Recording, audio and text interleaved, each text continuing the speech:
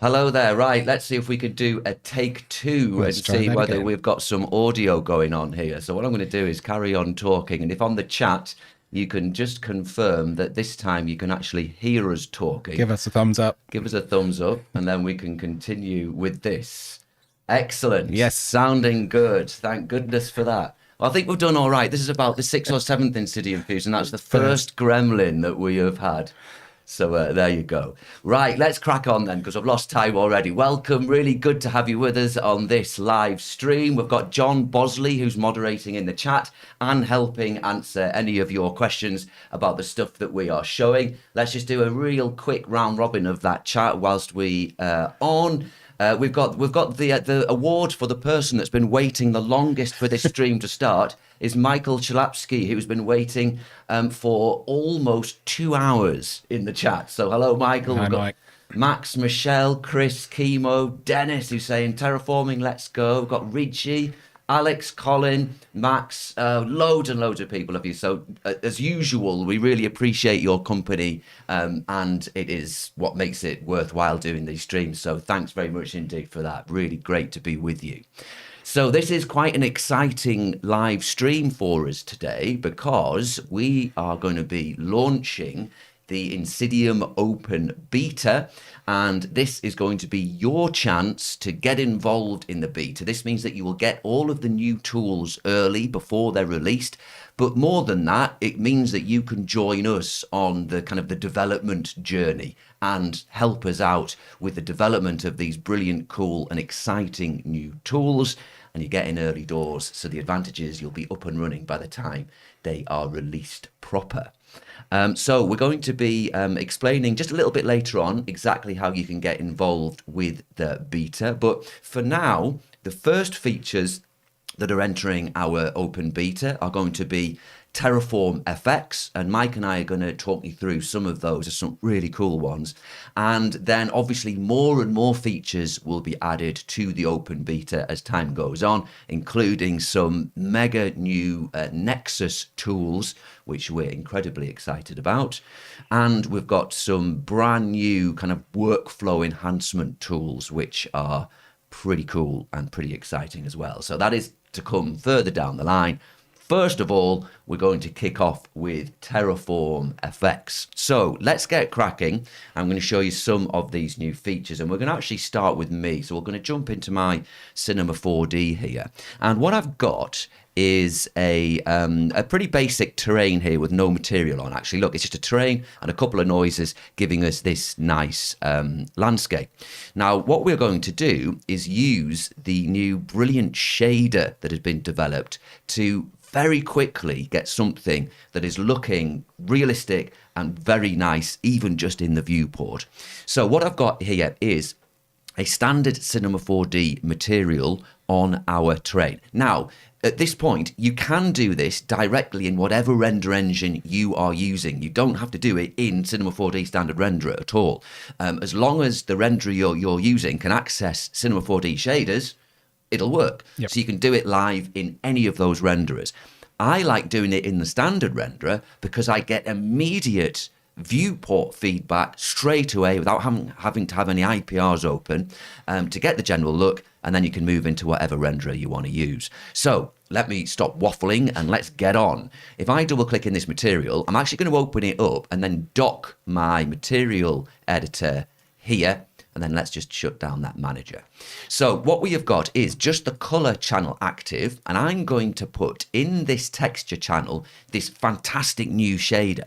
So let's go to our INSYDIUM shaders, TerraformFX, and we can bring in the advanced terrain shader. There it is. And it's not quite looking right yet. Let's click on the thumbnail to get the settings. And the reason I docked my material editor is because this shader has this amazing interface that, to be honest, it's a shader, but it feels like a kind of a plug-in tool in its own right, doesn't it? And so what we have is a layering system of layering up different ways of colouring this terrain. And it can be simple with amazing effects, or you can get really, really complex and in-depth with this. Either way works. First, what we have to do is tell it what terrain to reference. So let's drag in our terrain. And now, straight off the bat, you will see that we've got something that's looking pretty interesting, actually. So what's going on? Well, what we have is this layering system, and by default, there is a terrain layer which is driving this coloration of our terrain. And if we have a look in the add layers, there's loads of different types of layers that we can look and that we can use, and we'll look at some of these a little bit later. But the terrain layer has kind of been designed as a bit of a do-all layer that you can use just on its own if you want to, and even just on its own get some really good texturing effects. So how does it work? So let's open up the layer properties. So this is the properties for our terrain layer. And what we have is we have 4 kind of terrain data channels. We've got the slope of the terrain, the altitude, the curvature, and then we've got this kind of ambient occlusion.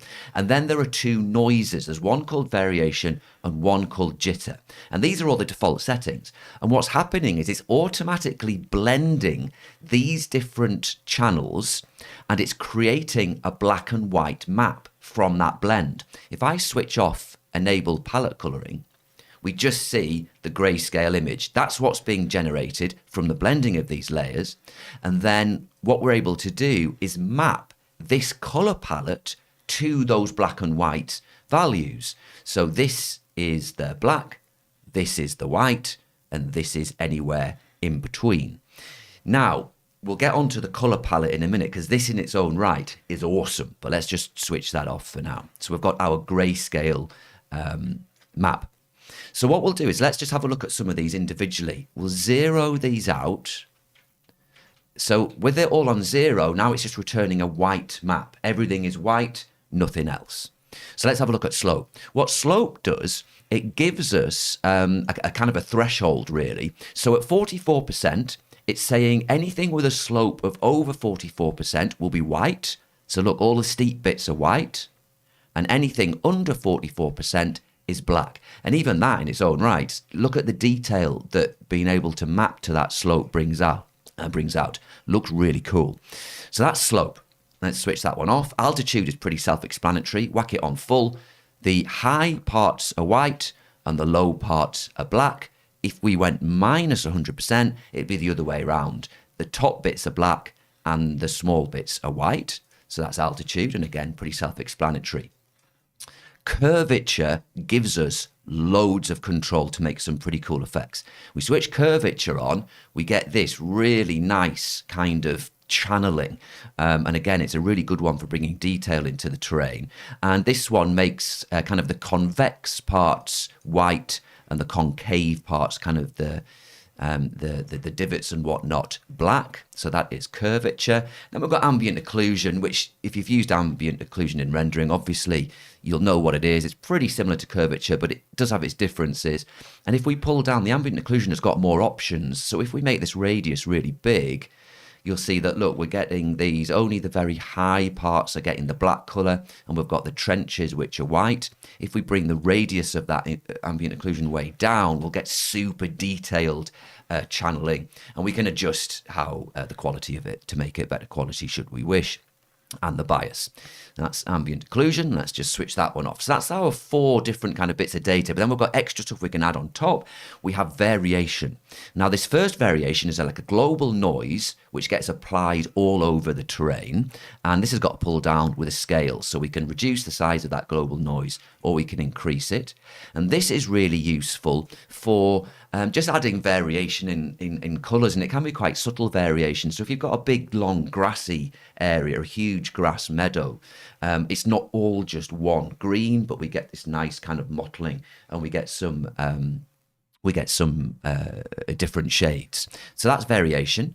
And then the last one is jitter. So if we switch this on, by itself, it just looks weird. It's this very fine noise that gets distributed across the entire map, and it obviously doesn't look great. But when this is mixed with some of the other settings in kind of low amounts, it adds, firstly, it can add lots of really nice fake detail and make your mesh seem more high res than it is. But it can also be used to kind of blend out harsh transitions between colours. So that's what jitter is. And then when they are all mixed, we can create these pretty convincing looking terrains. So if we add a little bit of altitude, now we've just got the altitude data, right?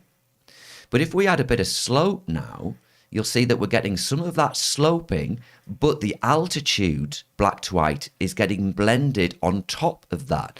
And that, I mean, if you were far out, you could almost get kind of satellite cloud imagery with that type of look, just with those two settings. Then we can start blending in maybe a bit of curvature, which brings in some nice detail. And we start getting a look. Let's add a bit of variation. A little bit of jitter to add some noise, and just with a black and white map we have started to get something that looks much more higher resolution than it is. And then once we've got that, we can then enable the palette coloring to then map these realistic palette colors to that black and white map, and we get something that pretty easily and quickly looks fantastic already. Now the enable palette coloring by default is showing this one, and you can see it says countries, Spain 13. So if we click on this, it opens up this big palette chooser, and you can see that if we click on here, we've got all of these global countries from all over the place, and each one, let's go to India, each one has got its own set of palettes. So where do these palettes come from? Well, these are realistic samples from genuine satellite imagery. So these are actually taken from areas of this country. So obviously we've got some grasslands or some farmland areas. We've got maybe some of the more mountainous or some of the more remote kind of desert type areas. And you can pick and choose whichever one you want to do for your landscape. So if we went with a more green one, we get the green effect. Let's open that back up. Another thing that we're able to do is if you right click on one of these, you can add it to a favorites, and then you get a favorites folder, so it's much more easy to manage.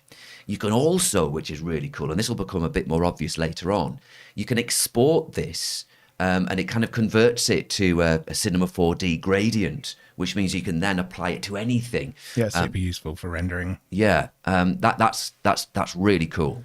So let's just go back and go to let's go to Congo and maybe this one. That's a really nice, cool kind of grasslands. There's more we can do with this though. Remember, this is black and this is white, but look, we can take just a selection of this and we can just select whichever bit that we want. If we pull down this arrow, we can actually start repeating this palette. So by default, it just has one, but we can repeat it twice. We can repeat that as many times as you want. Let's put it back to one. We can change the bias, so we're getting more of the darker greens if I go this way. We're getting more of the sandy colors if we go this way. So we can get some really, really cool specific looks. You can go to the actual country that you're trying to recreate, or you can just use it to find the colors that you want for your render. So that is absolutely fantastic. So with that in mind, that is just using one of these terrain layers.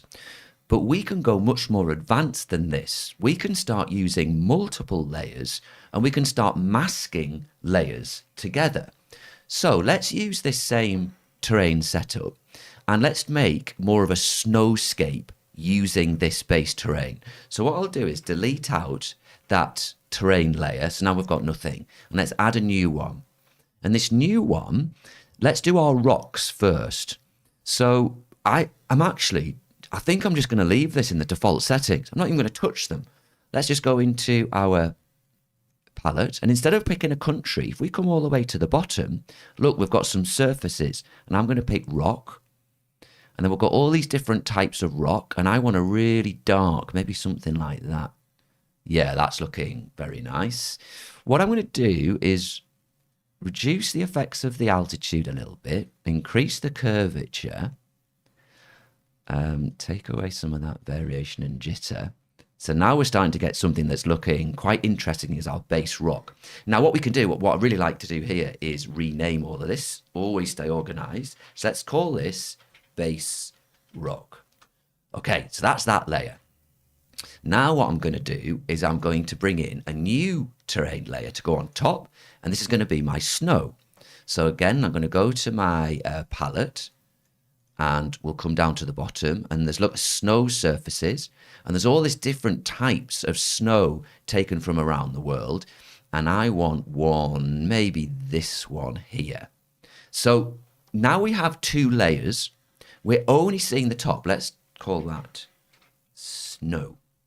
We're only seeing the top layer because this is a layering system, and by default, if I click on layer blending, it's set to normal blend mode, so there's no blending, we're just seeing the snow, and now we can't see any of the rock. But if we were able to mask this snow, we could then reveal the rock underneath. And how do we do that? It's dead simple. We can use any of these layers as a mask layer. So we could use a terrain layer as a mask. We could use anything. We could use a Cinema 4D field as a mask. What I'm going to do is I want to use the curvature information of our terrain. So I'm going to bring in this curvature layer, and it's on top now in normal blend mode, so we're only seeing this curvature layer. I'm going to switch off my palette coloring, so it's returning a black and white image. But what I need to do is sort this out a little bit because we're not getting enough white detail. Because what's going to happen is when we use this as a mask, we're only going to see the snow where the mask is white. So how do we adjust this? In our curvature, we've got a mode and we've got a quality, but we haven't got any way of changing the contrast or redistributing it. Well, that's where our layer post-processing comes in. So before we do that, look, the mode, I want the snow to be in the dents of the landscape, and we'll just leave it on like that. But now what we need to do is we need to change this to add contrast, because at the moment it looks like it's returning pretty much an entirely white map. So what are we going to do? There's lots of different ways you could add contrast, whichever is your preferred option. You could do a brightness and contrast. You could even do a gamma correction. I always like to use curves, and that's just personal preference. Whenever I'm doing comping, if I can use a curve, I will. So let's do a gradation curve, and that brings us a curve like this. And if we start crushing this, you'll start seeing that we'll start getting something right to the end of the register, look, and we're getting something like this, where it is black on the flatter bits and it is white on the tall bits. So let's just bring that in, something like that. And you can see the effect that we're going for, even just with that black and white image. You can see that it's starting to look like snow has filled in some of those sections. Right, so now we have got this black and white image. But what we want to do is mask our layer with this. So let's go to our snow. And if we just drag this curvature down as a child, it automatically becomes a mask of that layer. And why am I not seeing that, Mike? Have I done something wrong? There's my rock. Ah, there we go. So now we have got our rock poking through, and we have got our snow layer only happening where we have got that curvature. And because we set the curvature to be within the dents of that surface, the snow has filled those dents, and we get this really nice looking, pretty convincing and detailed terrain. It's not a very high quality mesh, this, but the power of this shader gives us almost detail for free and makes it super realistic. And you can add as many different masks as you want. You can mask further masks. And actually, I'll show you a little bit later how we can layer up masks to reveal layers in super specific parts of your terrain. But that is one of the new features of TerraformFX, which will be part of the open beta.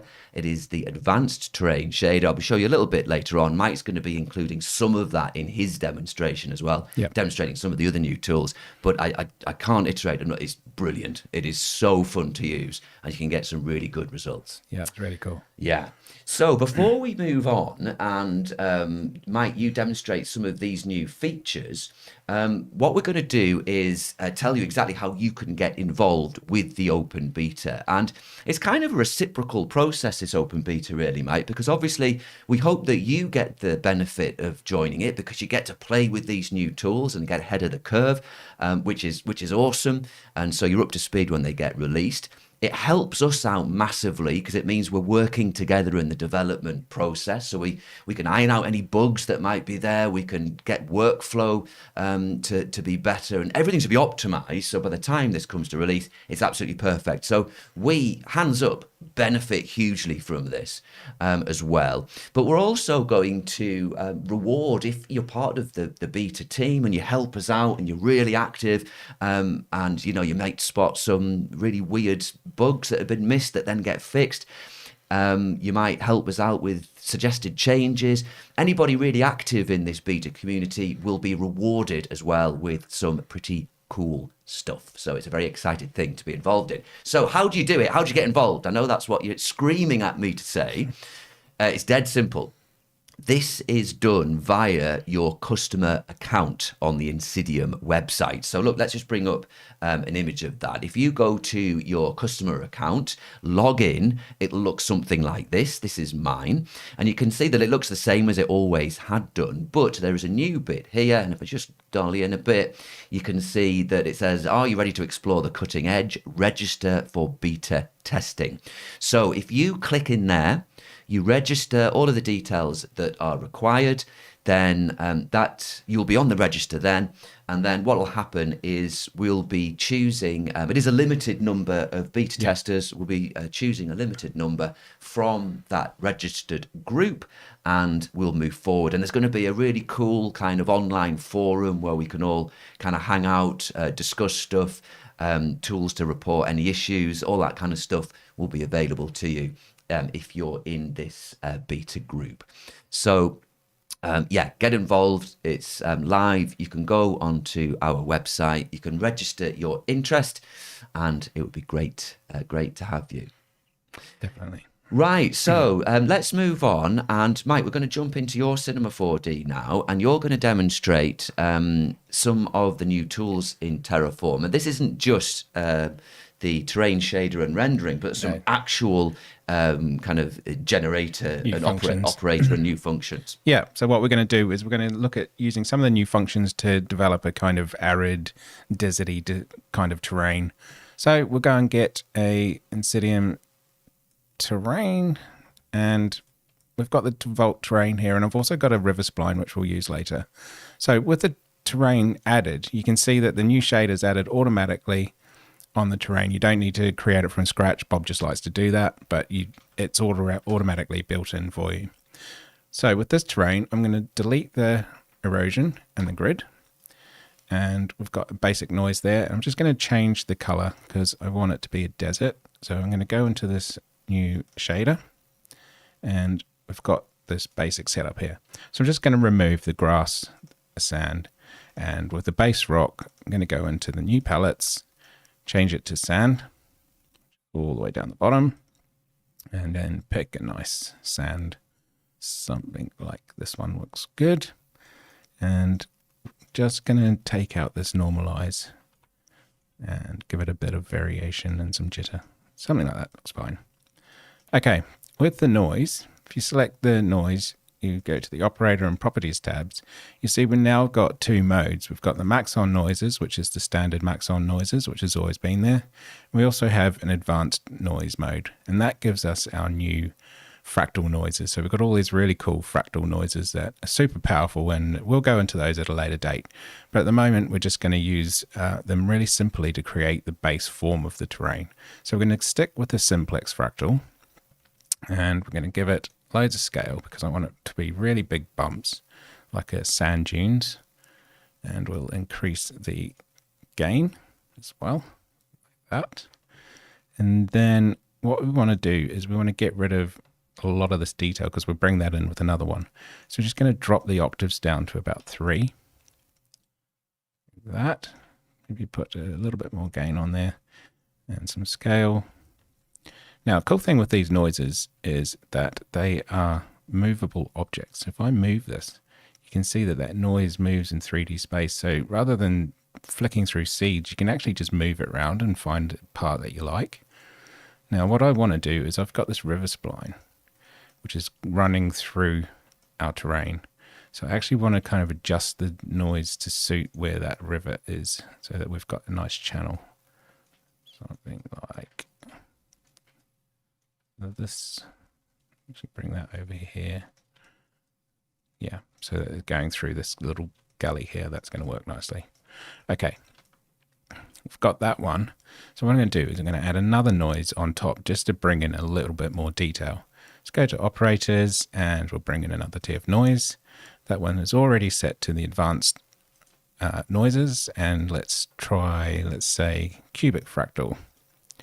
With this one, I want it really fine. So I'm going to increase the lacunarity and the persistence, and it looks a bit messy at the moment, but it will fine tune once we start bringing the amounts, the gains down. So let's bring this gain down. So just bringing in a really slight amount of noise. And what we're going to do is we're going to warp it. So if we enable the warp on fractal, increase that, you're going to start to see these little, it's almost like waters move through this terrain, which is exactly what we want because it's going to be a dry riverbed through here. So it's quite cool to have that little extra layer of detail on top. Okay, that looks pretty good. Let's just drop this down to about 6. Right, let's put our river in. So we go to our TF river, and I'm going to put that in between because I don't want the river to mess up that noise. I want that to be sort of last. So I've got the river, and we'll add a settle spline river. This is where we can drop in our spline. Now we've all seen this before, this isn't new, so we're going to quickly pass through this, but what we want to do is we want it to be quite a wide river. So we'll just change the depth curve and the width curve so it's all even. We'll make the width a lot wider, something like this. Cool. And then just increase that depth to drop it down. It's got this riverbed that goes through. Now the noise is quite funky, but I don't actually want it because it's sand dunes. So all we need to do is go to the render and drop that strength down. So it's just adding that little bit more control over the shape of the terrain. So let's hide that spline. Okay, so that's cool. Now we've got that. What we want to do is we want to start populating it. And to do that, we're going to look at the new feature, which is the tfDistribute. So if we add that, you can see straight away it's adding these little bumps. Now what it's doing is basically like a scatter, but rather than scattering geometry, which can be really slow, it's creating height field maps. And if we look at the shapes, you've got different options. You've got flat, round, cone, spike, or custom. So you can put your own object. You can put a logo or something in there and scatter it across the terrain, which is really cool. So we'll keep it on round like that. And to visualize them better, we have an add rock layer.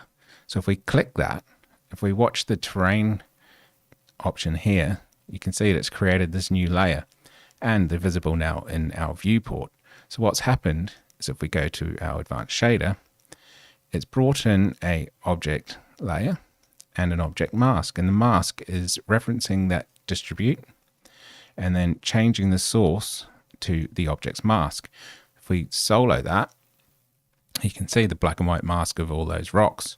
There's different options in here. You can, again, use altitude, slope, difference map, or object IDs. Now, IDs is really useful. If we click that, you can see you get variation.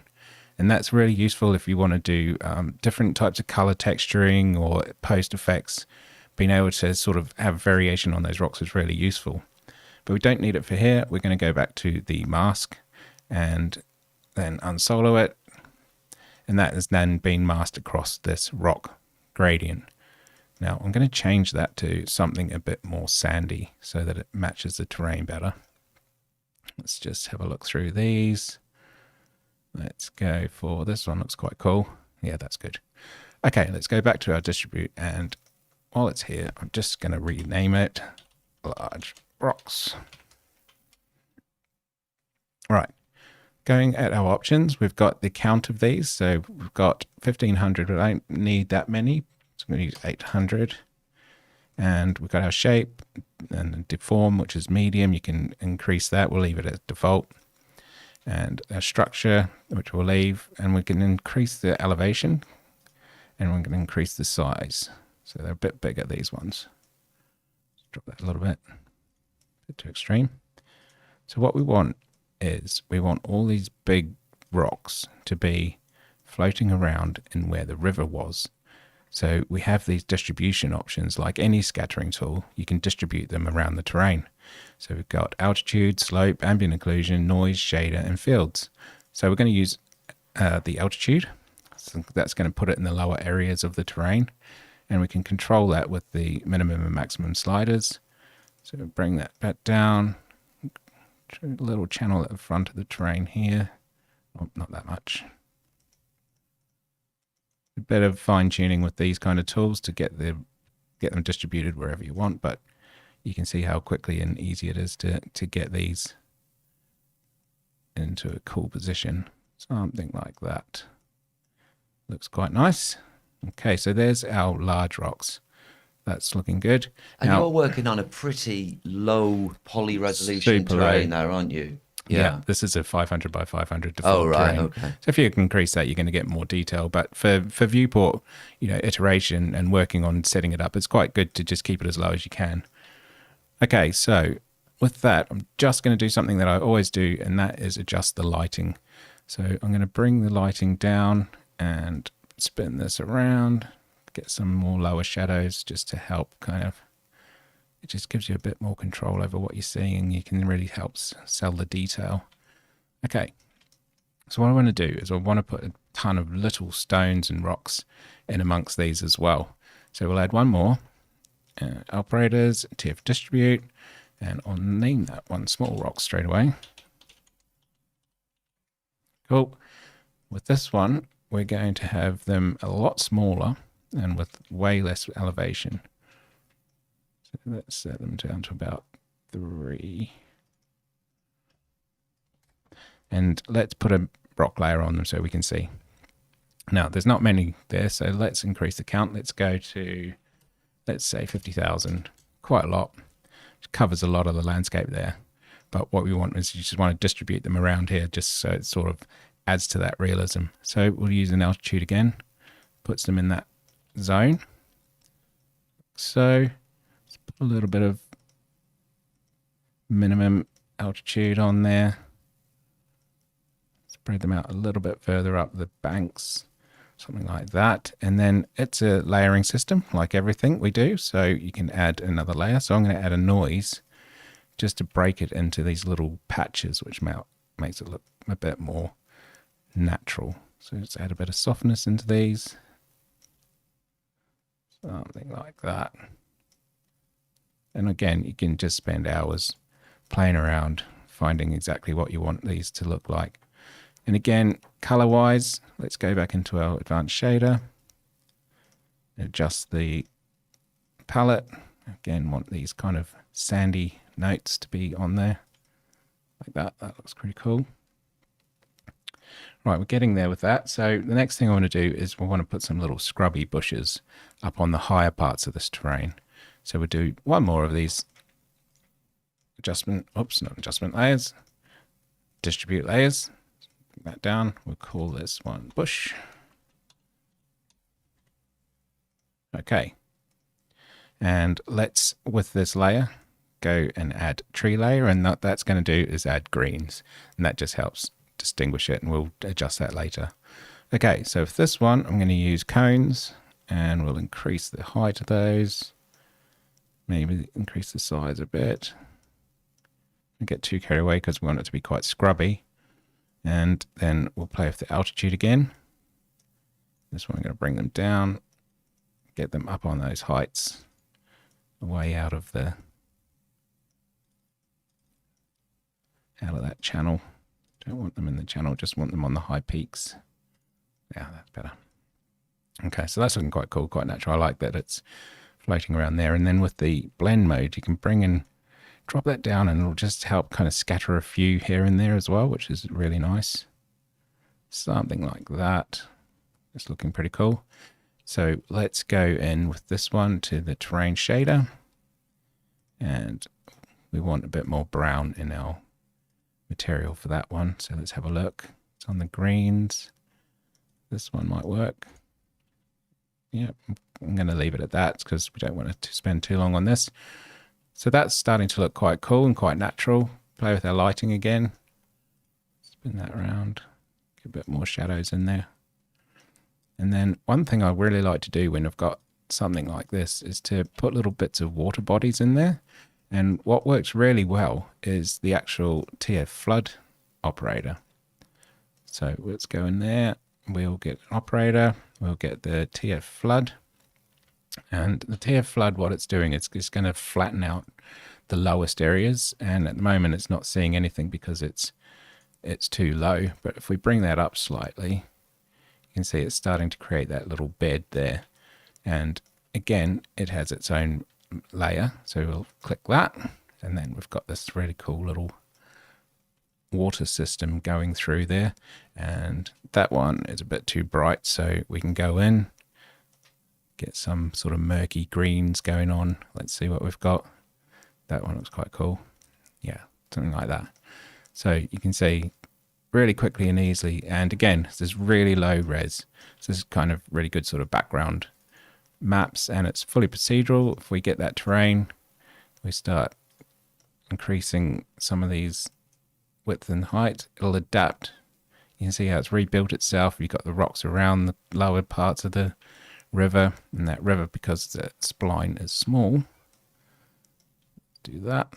I really like the water effects because what you've got there in a quick fake is the look of transparent water with refraction, rocks. And you can see the rocks, and actually they don't exist. That is just a rendering trick because it's generated that data. Yeah, amazing. And it's referencing the where is it? The flood mask. It's referencing the tfFlood and being put on as a difference map. So it's really cool. And you get like water edges and free effects really easily. So you can see that was really quick and easy just to build this quite advanced looking terrain with these scattering tools, with the new tfDistribute and the new noise, advanced noises. Yeah.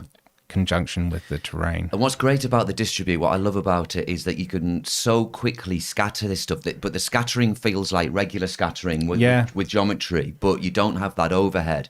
And what we've got to say, obviously, is this doesn't replace scattering. If you had a real close-up shot of the shore and the trees, you want to scatter proper rocks. You instance proper geometry, of course. But if you need a shot from far away, a drone shot, or something for the background, this is amazing. And it's ideal. Really not intense on the processor, and it's so quick to sort out. So very, very cool indeed. Like that a lot.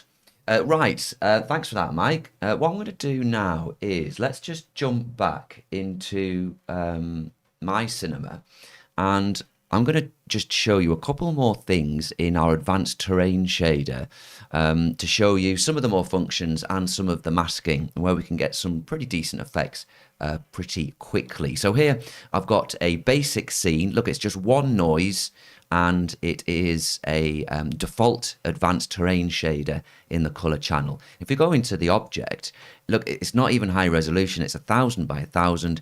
But this gives us a lot of kind of nice detail, especially from this kind of drone, aeroplane, or even satellite perspective. Yeah. As you come further in, actually, we got asked on the Star Watch asked on the stream, what does it look like close up? Well, obviously, the closer you get, the less and less the resolution. So at this current resolution, as I get this close, you can start to see how the shader's working, and you can start to see how it's mapped to the various different parts of the terrain. But that is with it at a segment of 1000 by 1000. If you up this, it automatically changes that resolution. Yeah. So if I go to my advanced terrain shader, look, by default, the resolution is set to auto. So it uses the same resolution as the resolution you've got set in your terrain. Yeah. And what I mean by that is if you bake it as a texture, you will get a 1000 by 1000 colored 2D map Yeah. of this. But you can increase it. So if I just put this up to maybe 1500, so it's got loads more, it'll kind of reevaluate that now, and now you can get closer before you start seeing it breaking up and seeing that resolution, and so forth. So if you were going to super production levels and you wanted to get close, you can put your segments up to the default maximum's 4000 by 4000, but you can, in the settings, you can set it to 8000. You can really go mad on it and get it as detailed as you want. The caveat there is obviously it's more processing, it's more to render, it's more to work out, so it takes longer. But you can bake the advanced terrain shader out at those resolutions without having to adjust the base map as well, which then brings in loads of detail. Yeah. So yeah, very cool. Right, so what we're doing, we are creating, let's just put this terrain, I'm just going to put this terrain back down just so we get super fast viewport performance whilst we're streaming. So what we're going to do is we're going to create a bit more of a layered system, and we are going to make something that resembles a little bit like the moorlands of Yorkshire, which is close to home. So if you're international, if you're not a UK user, you've ever flown in an aeroplane over the UK, you may have seen what we're going to be doing here. But what's nice about this terrain is it's got various different parts to it. First of all, we're going to do our base rock layer. So let's rename this default terrain base rock. And I'm actually going to leave everything in defaults. I'm just going to change our palette. And let's go to the bottom to our rock, and we'll pick something. I like, look at this really dark one again. Something like that's looking good. I like that. If we switch off this normalize, it darkens it slightly more because it's not using all of that range. Right, that's good. So that's going to be our base rock. In fact, I'm going to leave that normalize on for now. We can always adjust that later. Right, so that's that. Now we want another layer. Now the next layer is going to be like this moorland grass, which in the UK, the moorland grass is kind of, it adopts a bit of a kind of a browny, mulchy kind of colour. So what I'm going to do is, look, let's just add another terrain layer on top. Because this is a layering system, because it's in normal blend mode, we don't see the base rock anymore. It's disappeared, but we'll get that back. We're going to change our colour to something grassy, but we want a kind of a brown grass colour. So look, let's actually go to the United Kingdom, and we're going to pick a kind of a brown, muddy-ish looking, oh yeah, look, something more like this type of thing. 59 maybe, let's have a look. Anything else that's a bit more dark? The upper regions of that one look quite good, but yeah, look, I could spend hours faffing around here. Let's just pick this one. So there is our moorland grass, and now what we want to do is we want to mask this because we don't want the grass obviously over our steep rock faces, do we? So let's use some altitude to mask that out. So we're going to go and bring in a terrain operator. There's our terrain operator. I'm going to press preview current layer to solo it, and it needs to know which operator to look at. So we could use any of the individual operators in our terrain or the terrain itself. Let's do that. Now we're using an altitude map. I want to use this as a slope map. And we get this. I love the look of a slope map just on its own. It looks amazing. But now we need to refine this a little bit, because if we take off this preview current layer, we're going to get grass on the steep bits and not on the flat bits. And we want that to be the other way around. So we need to invert this and alter it. So the way we're going to do that, I'm again going to use the thing that I like to use, which is the gradation curves to do that. And so to invert it, look, we can just put these around the other way. And now it's inverted. And I always like to have a linear one, a curve to start with, Mike, and change it myself. Yeah. But each to their own. So then, look, if I start dragging this, now I'm making all of the steep bits black. That means they're not going to receive the moorland grass, which is exactly what we want. So the steep bits are not going to have grass. And we're going to have a little bit of grass on the tops of these cliffs, but as they fall away, there isn't any moorland grass. So that's looking pretty good. So then if we take off the preview all layers, now we've got something that is getting closer to what we want. We've got the moorland grass and we have got our rock poking through. So that's quite a nice texture in its own right, just a kind of a grassy, rocky, high area.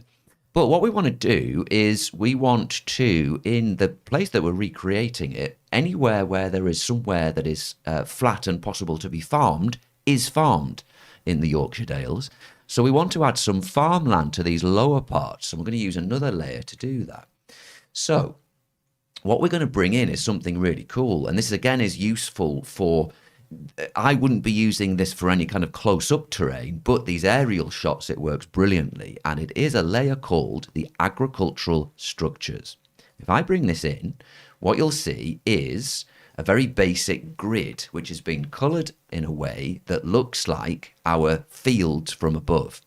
Now, I've flown over North America, and you see where they have like what seems like hundreds of miles of these perfectly rectangular or square fields that just go on forever. And it's just unbelievable the first time you see it.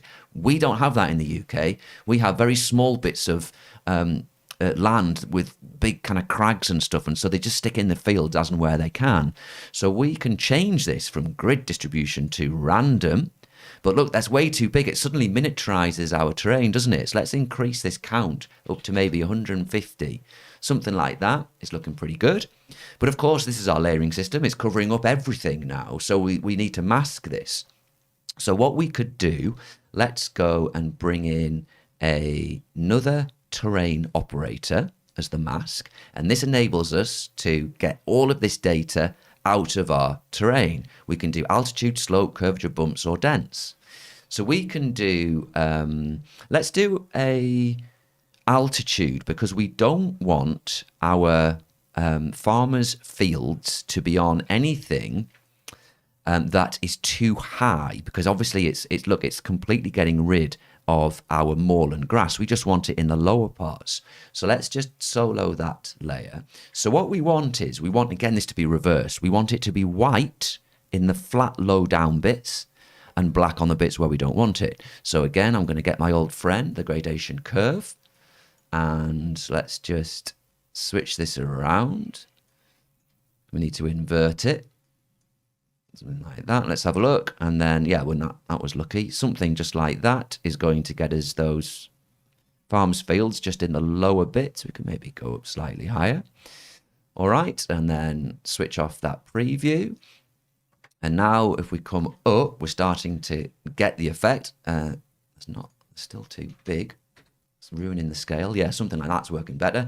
And just finally, this is something that's really cool, which I love a lot. You can mask masks, so we're layering up this masking, because one of the problems is if we have any steep rocky bits lower down, they're going to have farmer field texture on, which obviously is not what we want. So we need some slope on here as well.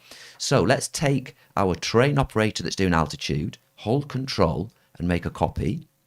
We're going to make this a child of our altitude one, and in the copy we'll change it to slope.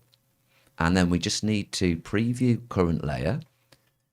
And yeah, so that's working well, isn't it? We don't want it on the steep bits, so we could maybe adjust our gradation curve. So we've got more steep bits, something like that. That's looking good. All right, let's just preview that, see what we've got. So now from above, we have got the hint of our agriculture. In fact, look, let's have a go. I'd like to have a go on the grid one and see how that looks. I mean, that looks pretty good. We can add irregularity, of course, which breaks them up. Yeah, that scale-wise is working a little better. And now, because obviously this is just procedural, we can make infinite adjustments to this, should we wish. If we wanted these fields to encroach more on this, we can just adjust our curves in our post-processing to make sure that we've got the fields where we want them. So I am a huge fan. I of love this. it. It's really cool. I can't stop playing with it, and I can't No. stop. Just adding little lakes and rivers and stuff just procedurally is so much easier now. Yeah, It's brilliant. And remember, I'm demonstrating this. My workflow at the moment, and we've not been using this for long, No. but my workflow at the moment is I like to do it in standard because I get such fast updating and viewport performance Yep. to get this. But remember, all I'm doing is affecting the color channel of my texture here. So if you were in another render engine, you'd have obviously the node that's doing the color data. Yep. You'd have a node that's doing reflectance. You'd have a node for normals. And this shader can be referenced in any of those nodes. So you can lay them up and make it as detailed as you like. Yeah. And yeah, I mean, the possibilities are almost endless. Yeah, definitely. Yeah, big fan of that. Right, so that is going to be it for this demonstration of the stream, and this is just been some of the brand new features within TerraformFX, and this is going to be part of our open beta. There is actually loads more stuff that we haven't actually gone into. We haven't got time to go into absolutely everything, No. but these will be part of the open beta. Then obviously once that is completed, they'll be part of the release build as well. There will be documentation listing every single new feature. There's manuals on how it all works, and so you can just get hold of it, start playing and helping us out with the development. So just to remind you, if you go to our website, the INSYDIUM website, you need to log into your customer account. That's how you apply to register to be in the beta. So this is your account page. This is me logged in here. And we've got this section, and you click register for beta testing. And you'll be then put on that registration list, and then there will be a selection of those will be chosen to take part in the beta. So we really would appreciate your help on that. So go on there, get involved, and it'll be great to start seeing your work. And feel free to share any kind of work that you've been making in that beta. You know, share it on social media. That is really cool. We'll really look forward to seeing it. Right, so that's about it. Thanks very much indeed for everyone on the chat. We've been a bit full on actually, and we haven't been able to address all of the questions in the chat. So thanks for those. John Bosley has been in there answering all of the questions where possible. So thank you for that. Thanks for your involvement. Please do get involved. And we really hope that this acts as kind of a collaboration where we can work on these tools together. Yeah. I'm really excited to get these out. So Terraform is the first. We've got loads more features coming to the open beta. Nexus, some exciting new GPU particle stuff, which is very exciting. And we've got some brand new exciting workflow tools to come at a later date as well. So that's it from me. That's it from Mike. Say goodbye, Mike. Bye-bye. And we'll see you next time. See ya. Cheers.